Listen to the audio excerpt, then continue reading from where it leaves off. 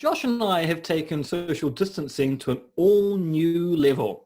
We are making sure we are located exactly 113.35 kilometers from each other at all times. Yes. In order to ensure that we cannot transmit illnesses to each other, like COVID-19, we're maintaining a strict distance. If M steps 1 metre to the left, I have to follow suit, and so on. Plus, Josh is typically infested with diseases, mostly those found in his children. While M, of course, suffers from vampirism. I told you we do not discuss the incident in Brasov. As to how we're maintaining this constant distance from each other, well, we're mostly using GPS and a rather complex star mapping system that was discovered in a secret chamber in a pyramid buried deep beneath the Giza Plateau. Now, maintaining this constant distance has been a bit of a hurdle. When Josh went to lunch yesterday, I had to move my entire classroom into a field. And I now sleep under a motorway at night because it turns out I gave him the wrong coordinates for what I thought was my bedroom. But by and large, our social distancing is working out quite the treat.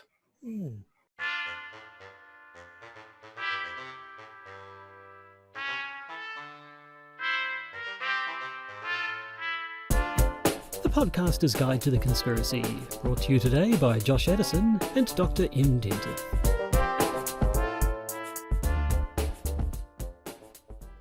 Hello and welcome to the Podcaster's Guide to the Conspiracy. Here in Auckland, New Zealand, I am Josh Addison, and there in Hamilton, New Zealand, they are Dr.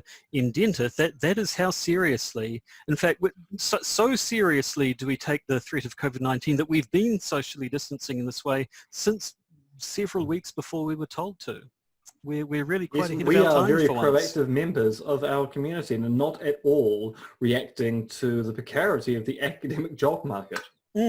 Yes, so universities and schools remain open here in New Zealand.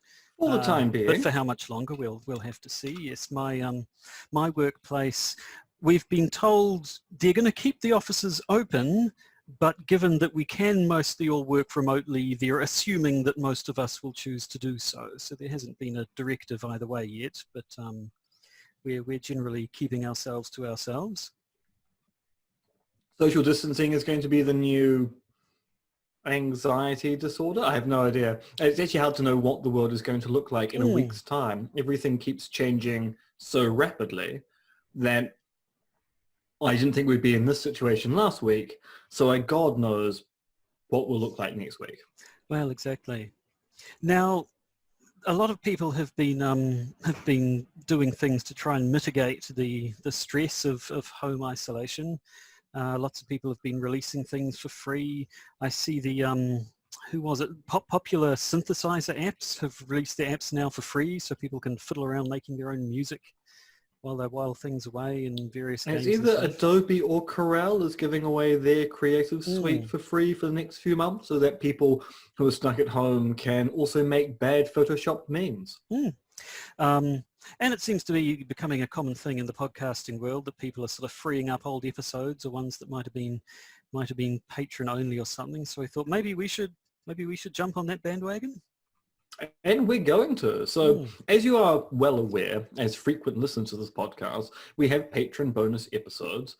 And during a normal week, the patron bonus episode is a news update. And then when we do the monthly news update, the patron bonus episode is special content that you regular listeners never get to hear. So we're going to release some of that special content into the wild. So for those of you who are self-isolating, who have a spare 20 minutes or need to occupy their time, there will be extra bonus content of this podcast for you to listen to.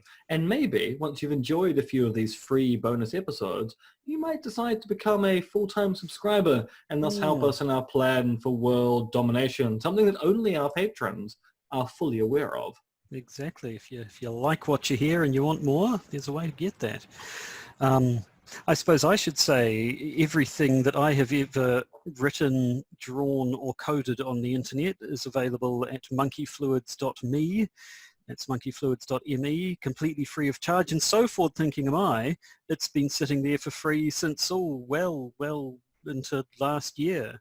Unlike a lot of artists who you're hearing are going to be bearing the brunt of this, I don't depend on my art for financial security. I merely rely on it for psychological security and the praise and adulation of complete strangers. So if you feel like giving me some of that, monkeyfluids.me. Try And it I out. told Joshua you've made a new game. Oh, I haven't even plugged that here, have I? Yeah. No, you have not. I'm plugging it for you. Yep, yeah, you plug away. Actually, no, I'll plug away. Yeah, I occasionally, when I think up an idea good enough to actually make one, will release games onto the internet. My new one is called Apogee, which is a word for the furthest point of an orbit. And it's about going around in circles, so it seemed appropriate. But if you go again to monkeyfluids.me, you'll find a link to it there. Or if you go to itch.io or itch.io or whatever the hell you call it, the place where lots of indie people like to plug their games because you can put them up there for free, and search for Apogee. I don't think it's the only game with that title, but certainly it's the only one by me. And a damn fine game it is too. You're too kind. But anyway, and also very well paid. Indeed. Enough shameless self-promotion in the guise of caring about our listenership. Shall we get straight into the episode then and give them some proper content? Indeed. We'll go from self-promotion for you to self-promotion for me. As it should be.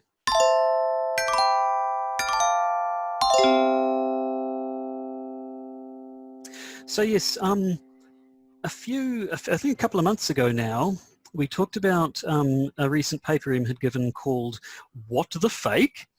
And I did point out at the time that I know, Em, you are a person of great moral purity and strength. I've heard the term rectitude. And I was about to say rectitude.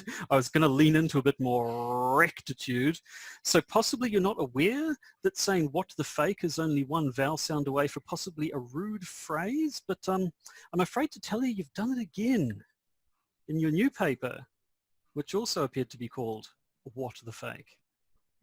Indeed, yes. I have been made aware that maybe what the fake, or WTF as I like to call it, might also resemble a colloquial expression, which I'm actually not entirely sure what it's meant to mean, but I'm told it's quite rude. Tell me, Josh, what does WTF actually mean? As I recall from an episode of Modern Family, I think it's Why the Face. Therefore, I presume you're insulting someone on their looks or something like that. You know me, I'm always judging people on the way they look. You're the most judgmental person I've ever met. No, so you have a new. Is it a rewrite of the old paper, or is it an entirely new from the ground up paper? Well, Josh, I mean, you've read both. Well, papers, I have read it. So, what do you think it is? It's been a while since I read the last one, but I didn't recall. Most of it was not familiar to me, which either means it's mostly new or I wasn't paying attention the first time. Luckily, it's the former. So that's all right. My initial plan was, so I was giving this paper at the University of Waikato's philosophy seminar series. And I was kind of asked 2 weeks before the seminar date, could you give a paper? And I went, oh yes, I can give the paper that I gave at the New Zealand Association of Philosophy. It's on fake news. Only one person in the department actually attended the paper.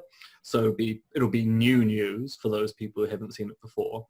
And so I sat down and went, I'm going to do a light rewrite of the paper based upon comments made notably by Charles Pigden and Vanya Kovac at the last presentation, looking at sloppy journalism and how that might lead to the production of fake news. And now, Josh, I need you to be cautious here, because I'm going to use a very naughty word, and your character might be offended when you hear this. I will brace myself. Charles Pigden asked me to talk about bullshit. Why, sir, you make me blush. I know. And I thought I'd put these two sections in my discussion of what fake news isn't. And in the process of writing that, I thought, well, if I'm talking about, I'll say that word again, bullshit. And this is a technical, philosophical term. I'm not actually using a colloquial term here.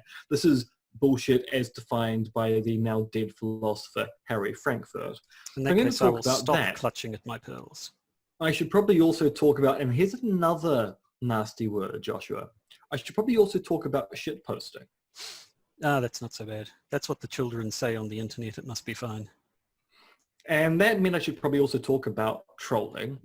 And so then I discovered that the first half of the paper was now completely new and did not resemble anything that was in the previous paper, including sections, as we'll discuss later on in this discussion, that are no longer in this paper at all, such as talking about disinformation and propaganda. And then that made me think, actually there's some interesting consequences to considering shitposting and trolling in particular, which actually has a reflection upon how we understand what fake news is. So the second half of the paper ended up being a complete rewrite as well, which effectively meant that in the course of a week and a bit, I wrote a completely new 7,000 word paper that only shares the title of the paper I was planning to give in the first place. Sort of one of those Theseus's ship things, is it? You replace one bit and you replace another bit, and eventually you replace the whole bit, and is it still the same thing? Well, see, in the ship of Theseus, Theseus still has a ship. In this particular case, I turned my ship into a camper van. Right. That metaphor more or less tracks, so I'll go with it. Yeah, so from my read of it, it seemed to be more so than the other one, mostly concerned with definition and exactly what this thing we call fake news is. Or more importantly, what fake news isn't. So, I mean, you start talking about the difference between fake news and news which is simply fake, using the example of the Daily Southern Cross hoax, which listeners of this podcast may remember as a thing we talked about a while ago now. I didn't actually look back to see what a live reading of the newspaper article. In questionable accents. Yes, and not just questionable accents, questionable consistency of said accents at the same time. I don't know where I started, but I ended up with a very interesting, bad Irish brogue.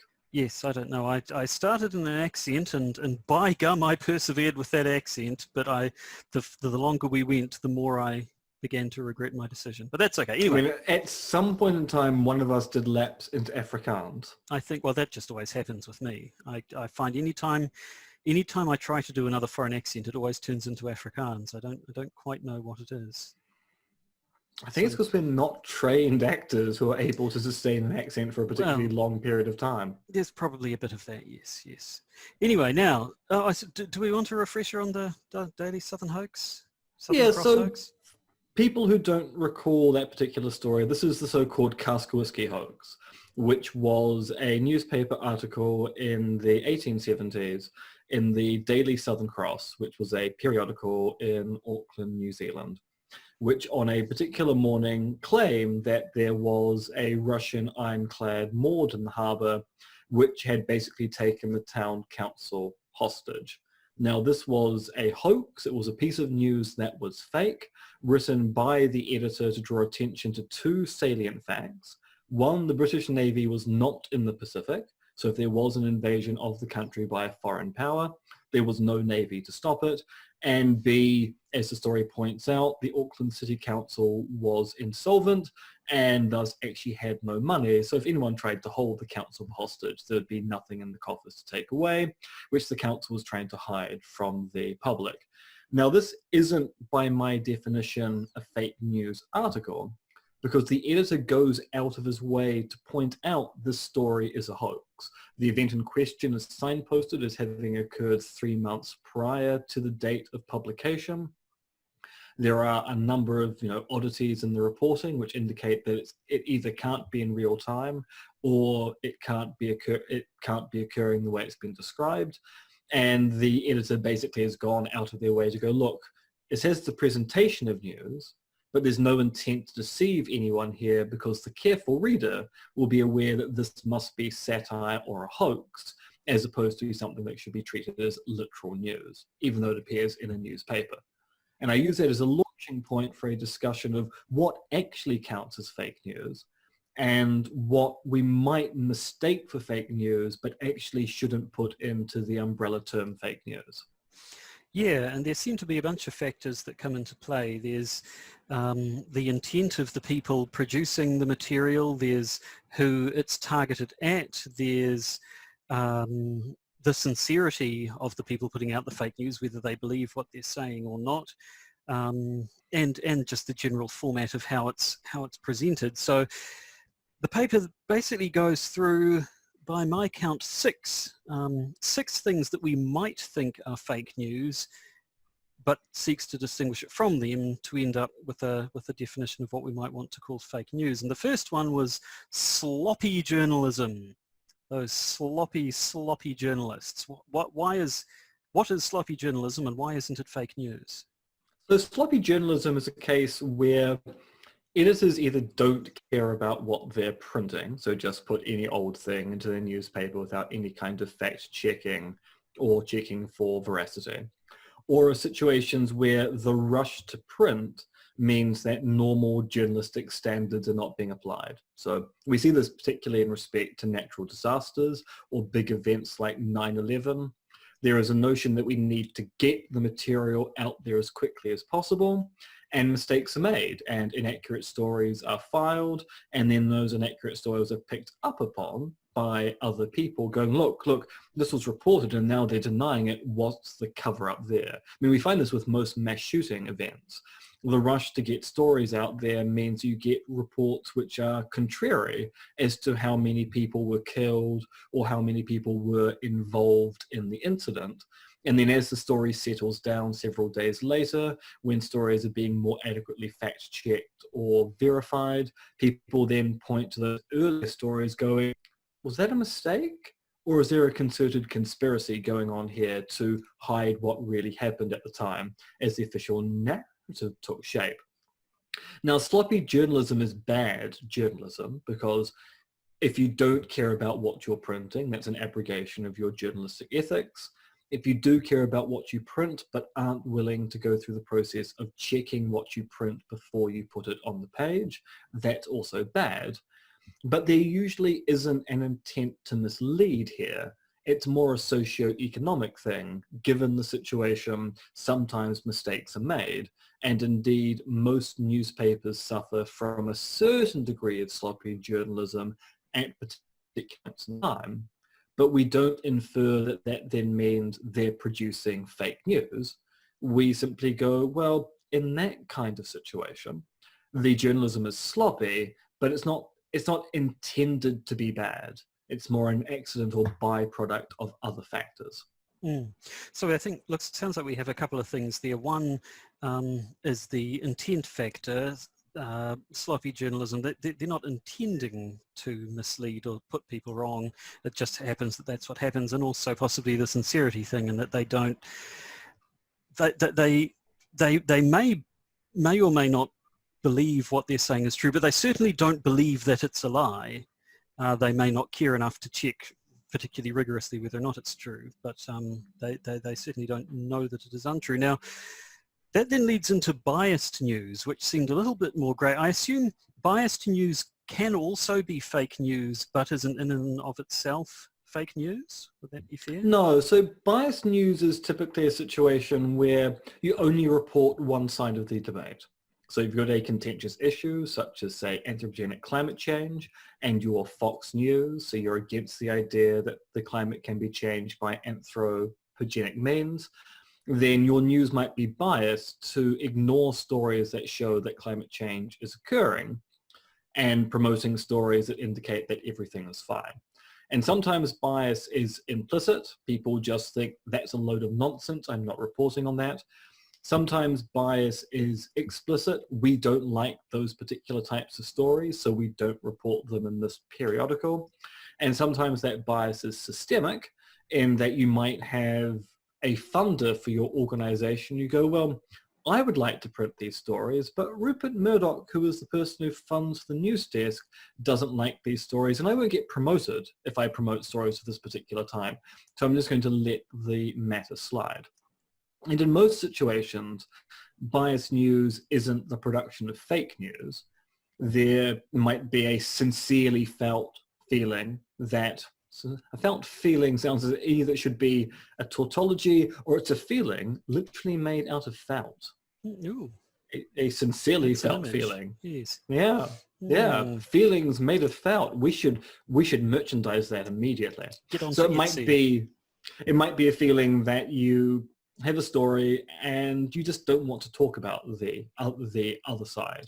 Now, I don't think in most situations biased news ends up being fake news because it is still news. You might argue there's a slight intention to mislead because you are selecting your evidence in a particular way, but you're often not putting forward false heads. False heads? False hoods. False heads or falsehoods from false heads. Well, precisely. Mm. So you are still reporting something you think is true. It just turns out it's biased. You're biased towards one particular view.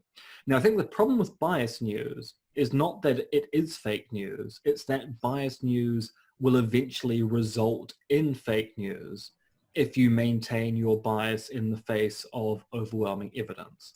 So in a situation where you can no longer reliably report that there are scientists who think that the environment is fine, then you either have to swallow a dead rat and go, actually, we were wrong, or the consensus has changed and now we're going to report the other side of the debate, or you go, we could just make up some sources that claim that they're wrong. And so you might start producing fake news to maintain the bias, if maintaining the bias is also the thing which keeps your news organization afloat. Who was it who talked about things being spiritually true? Like they may not be factually true, but they're true to our feelings. I'm sure I've heard that sort of justification before. That's what a lot of people say about the elder protocol, the protocols of the elders of Zion. Oh, it's not literally true, but spiritually, it reflects what the Jewish agenda is. So that line gets used a lot by very dubious people. So we've got sloppy journalism and biased news, both things that have the format of news, but which you don't want to call fake news due to sort of possibly the intent or the belief behind them. That moves on to satire, and specifically satire in the form of news, a la The Onion or the Daily Southern Cross hoax. But again, satire is not the sort of thing we'd want to call fake news, and it seems, again, this is something that the people distributing it, usually they know it's not true, but they're all not whether or not they're intending to deceive is a bit more of a question. Things like the Daily Southern Cross hoax, and certainly The Onion, they'll make it silly enough or humorous enough that hopefully people will be able to tell that is a hoax, although how many cases have we seen of people taking an Onion headline seriously or something like that? So but nevertheless, it seems to be there's sort of issues around intent and sincerity that stop satire from being fake news. Yes, you're right that the target of satire is an audience that knows they're consuming satire. So satirists aim their satire at people who know that what they're consuming is satire. It is true that in many situations people have mistaken an Onion article for a true news report, but that was actually not the target audience of the producer of satire in that case. It's an accident, and it's unfortunate, but it doesn't make satire fake news. It just means that, yes, in some situations, people don't understand comedy. Okay, now, into the buckle your seatbelts, folks, because we're getting into the potty mouthery as we turn to bullshitting. Now, I wonder if there might be some slight sort of cultural variations here. I think bullshit in New Zealand has a slightly specific usage. What was it? Bullshit, jelly beans, and something bullshit and jelly beans. Whose famous book was that? It's got it's largely the same, but I think there might be slightly different connotations. But I assume they're talking about it in the sense of sort of spinning a yarn. Actually, did you ever see Green Book, the somewhat contentious Oscar winner? No, I did not. A year or two ago. I had seen Real Big Fish. No, I did. I did see Green Book, and it was fine. And particularly, yes, very much the sort of Oscar baiting. Here we go. We've solved racism, and wouldn't you know it, it was a white person who did it. But in particular, there is one scene where I forget the name of the characters, but Mahershala Ali's character is talking to Viggo Mortensen's character, about Viggo Mortensen's sort of way of doing things, and Mahershala Ali accuses him of being a liar, and he's quite taken aback and says, no, I would never lie to people. I just bullshit. That when I say that, I'm just bullshitting him. It's not lying. It's just bullshit. I assume that's the sort of the slight sort of, I don't know, playfulness almost, is that you're going with when talking about it here?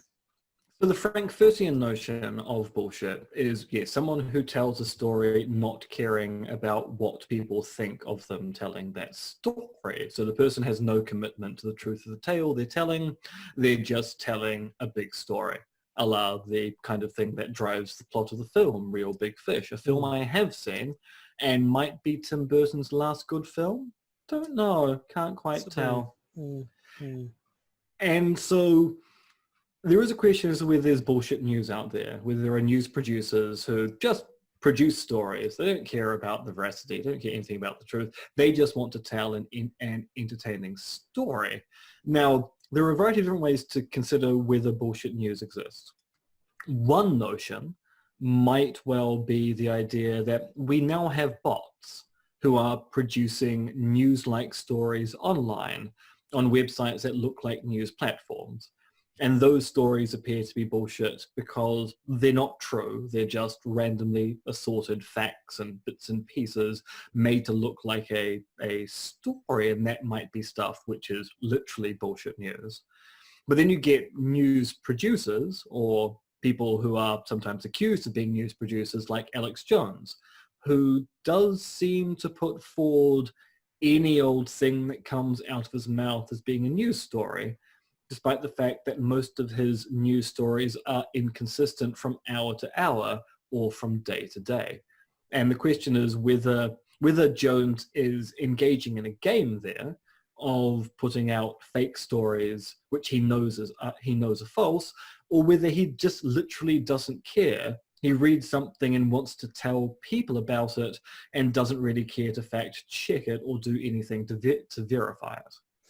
Or the infamous National Enquirer, which I've never read, but it's referred to in so much American pop culture, I feel like I have. Or, okay, now, Ian, brace yourself.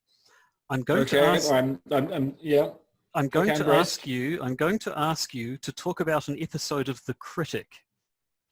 The one where, is it Alice's sister applies for a job at whichever newspaper it is, and they talk about how every headline has to contain the words, what is it, nude, headless, and sewage or something?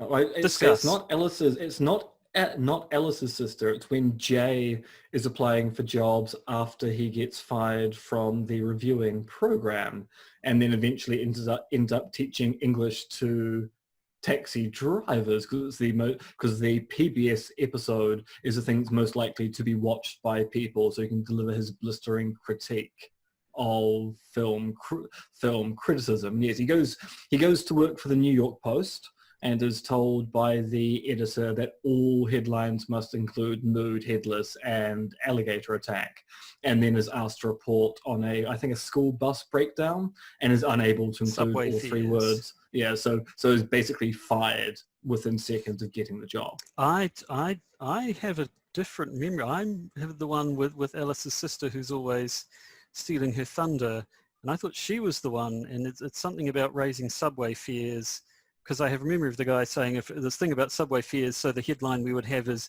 headless governor found nude in subway sewage or something, and she says, what about the subway fares? And he says, you're fired. I have the memory of a woman's voice. I don't know. We'll have to investigate, and if it turns out that I'm right about a critic fact and you're not, then I now, I believe I take over your life.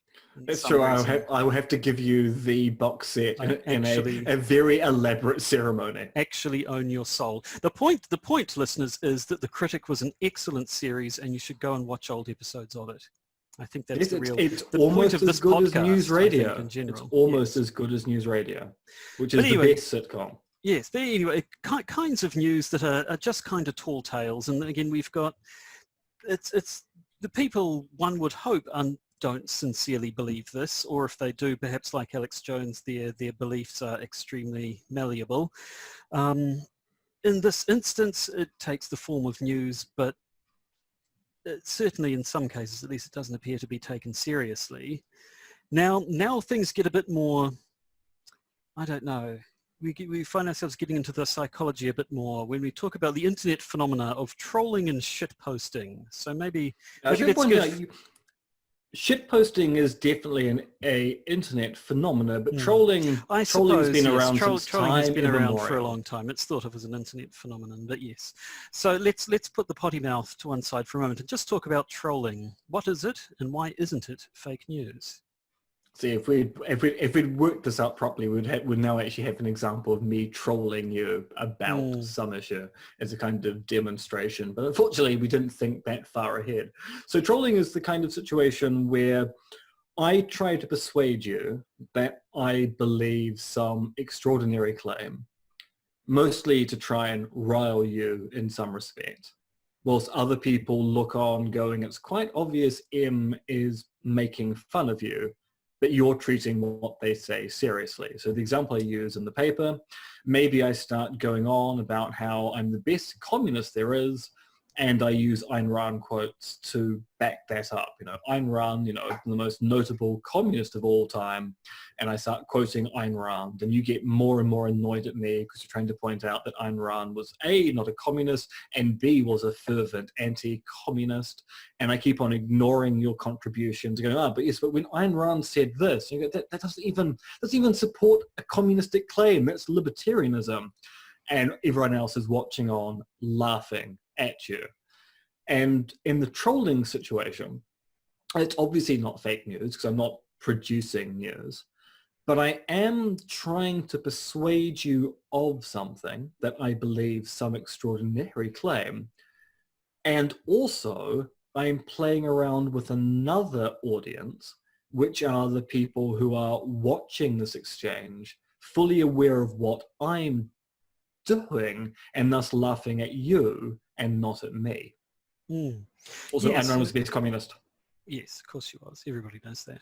So you bring up the notion of audience a few times, and the fact that a certain piece of material, whatever it may be, can have more than one intended audience, people who get the joke, people who don't get the joke, people who you're wanting to persuade, or people who are already on your side. Trolling, most of the time fails the test of being formatted as news, which is one of the things we say about fake news. It's got to look like real news. It's got to follow the right format of it. And a similar thing really seems to be of shitposting. Now I have to admit, I'm 44 years old. I am not down with the kids anymore, and the phrase shitposting appears to be too young for me, to be honest. When I've heard it used, I've just kind of heard it used to refer to anything that's just sort of put up on the internet flippantly that isn't meant to be taken seriously. But is there a more formal definition of it? According to Wikipedia, yes, shitposting is not just a flippant outburst on Twitter. It's a flippant outburst which is meant to derail a conversation. Right. So unlike trolling, where you're just making fun of one particular person, because shitposting is a form of trolling, the shitposter actually wants to stop a productive conversation and derail it completely. Okay, right. So, yes, I've certainly seen some of that going on. But again, much like with trolling, usually does not follow the format of actual news, so not something that we'd want to call fake news, but I assume we do want to say that it has some features in common with fake news? Well, so the features I think which are important that come out of both trolling and shitposting is the idea that actually when we think about how these things work, the troll and the shitposter, they're both concentrated on an in-group, the person they want to persuade of some particular claim in order to rile them. And they're playing around with an out-group, a group of people who are witnessing the exchange and getting something from it.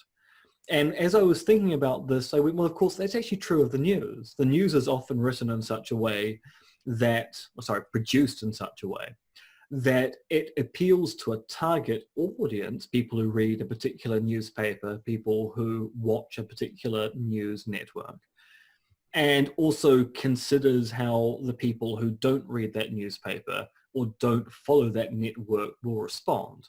Because often when you are absorbing the news, there are kind of two things going on there. A, you want to be informed, and B, you want to be better informed than some other group.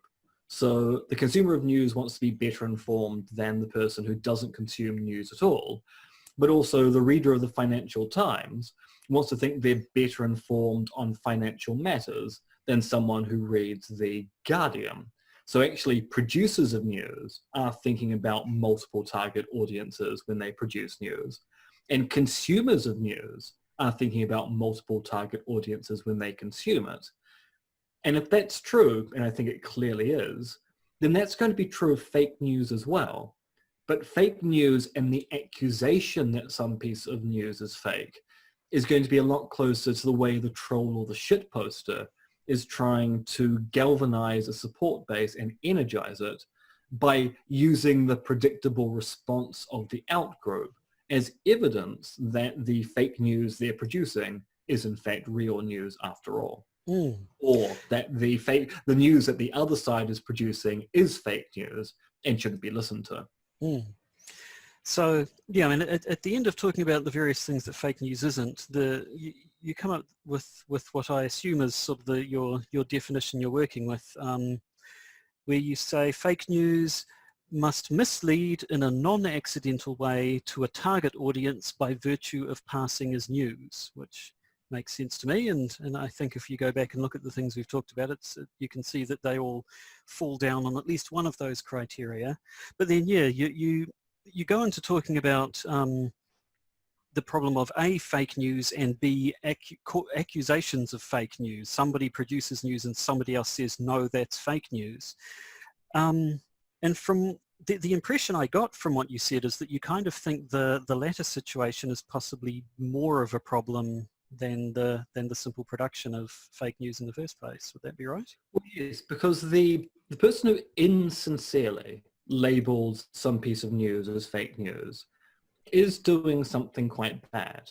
And there's a question as to what they're trying to achieve there. So one of the commenters on my paper, Joe Ulatowski, puts forward the notion that actually they're trying to cause division there. They're trying to actually create a division between multiple different groups, the in-group and the out-group. And that's designed to basically cause greater anxiety and separation between different groups. And that's something which someone is explicitly doing by labeling some news as fake news. That's pretty bad. And that's something which we need to be guarding against, because there is going to be literal fake news out there, news which is produced by fake news producers who are trying to sell something or trying to get people to vote in a particular way. And that's bad. And how we police actual fake news production is quite difficult. But the accusation that some piece of news is fake is not just bad in itself, but often the only people who can get away with labeling something as being that a piece of fake news are people who already have a significant power base. Virtually no one pays any heed to Alex Jones labeling things as fake news.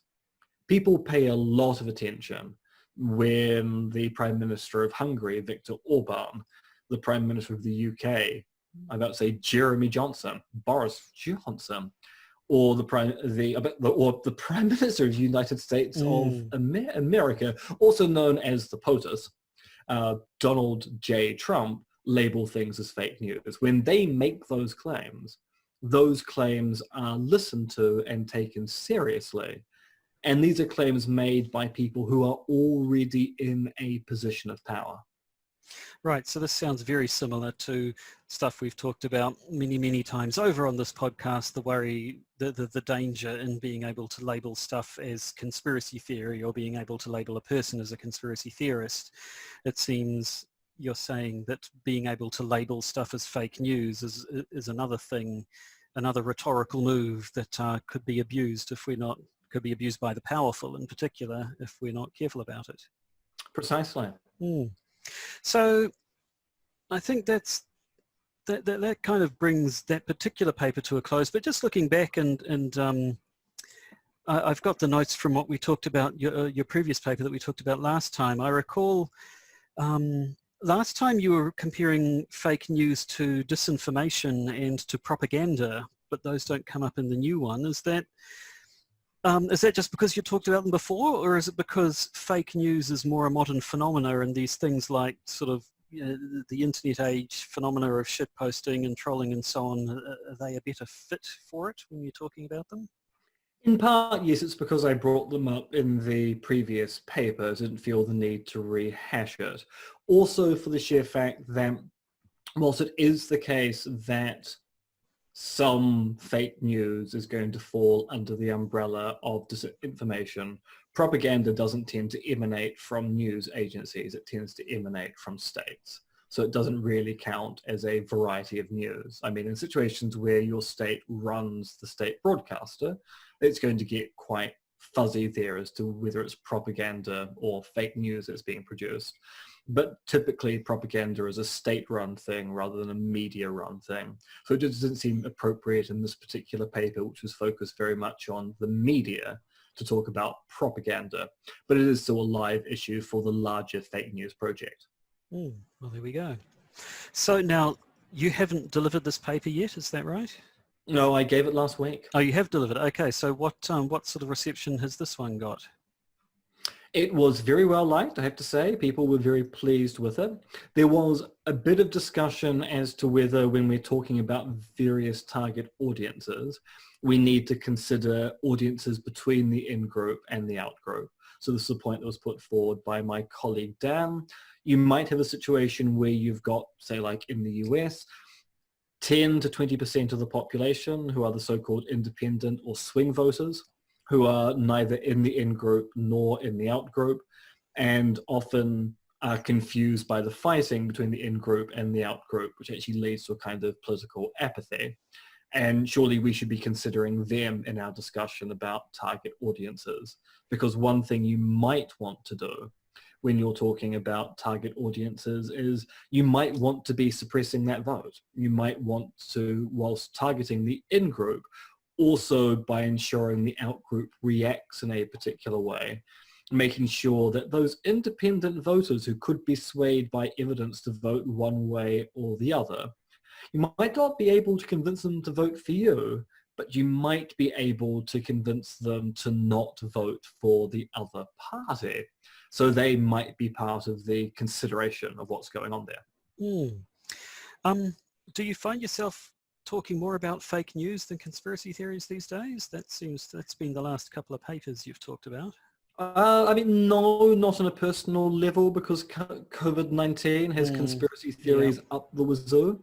But yes, I mean, I'm trying to, whilst finishing off this book on conspiracy theories, kind of branch out to writing about non-conspiracy theory related stuff, because it's good for the research and also good for the career to be able to say, look, I've got fingers in multiple pies. I've got 2 pies. You and your pie fingers.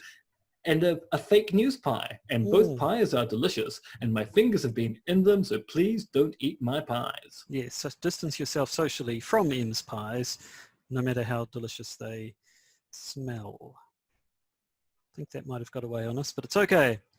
So I think that brings us to the end of an episode. I think it does. Now, one thing we forgot to mention up the top. You found our lost episode, have you? I have. Now, the sound quality is a bit weird because for some reason my voice comes across in a slightly deeper tone for the entire recording, which indicates the bit rate was slightly off in the recording. So the episode does exist. So there is a question, Joshua, which I've put to you now. Do we release the episode with its strange way of my talking like this the entire time as an episode, say, after next week when we do the news episode? Or do we just accept it's a new bonus episode to release to the world and they can hear about our original discussion of Christchurch? We never need to record it ever again. Yes, I think we might as well make use of it, but if the quality isn't up to it, then maybe we could do it as well as the episode for a week rather than instead of. We'll see. Kind of depends how lazy we're feeling, I think, perhaps. It's true. I mean, we're going to be putting up a lot of bonus episodes in Mm. the next week or so anyway. So we'll have a think about it. We might decide to put it in the can. Yeah, I was about to say maybe it could go in the can, given that we had to get one out of the can to replace it when it seemingly failed to record a couple of weeks ago. So yes, maybe the can must be fed. The can must be kept full at all costs. That's true. The can must be kept canned. The We can. can't allow the can to get out of the can. Otherwise, the can and the can can't. The can knows. The can knows, and it hates you. It's true. It hates all of us. So that brings us to the end of an episode. As you say, next week is the end of the month, so it'll be a newsy news episode. But right now, we're going to go and record another one of these bonus episodes. Which is a newsy episode. A newsy bonusy episode. So yes, keep an eye out for whatever, I don't know, Em, you're usually in charge of the bonus content and where it goes, and I don't exactly know how it all works, but I assume you can organise putting some of these bonus ones up for general public consumption. Yes, I'm trying to work out whether I can simply just change the publication date on the existing episodes and make them appear fresh in the feed, or whether I have to actually re-upload the MP3s. I'm going to play around with that in the next few days. You're a clever individual. I'm sure you'll work it out. So, yes, if you would like to become a patron, go to Patreon. Patreon or Patreon? Did we ever decide? I think it is technically Patreon. Patreon, okay, yeah, I hear both.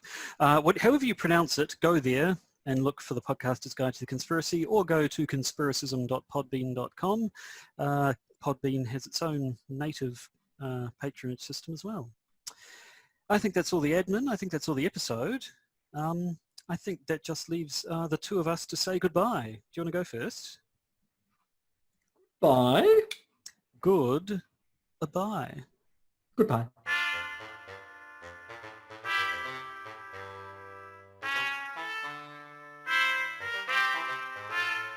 You've been listening to the Podcaster's Guide to the Conspiracy, starring Josh Addison and Dr. MRX Denton, which is written, researched, recorded and produced by Josh and Em. You can support the podcast by becoming a patron via its Podbean or Patreon campaigns. And if you need to get in contact with either Josh or Em, you can email them at podcastconspiracy@gmail.com or check their Twitter accounts, monkeyfluids and conspiracism.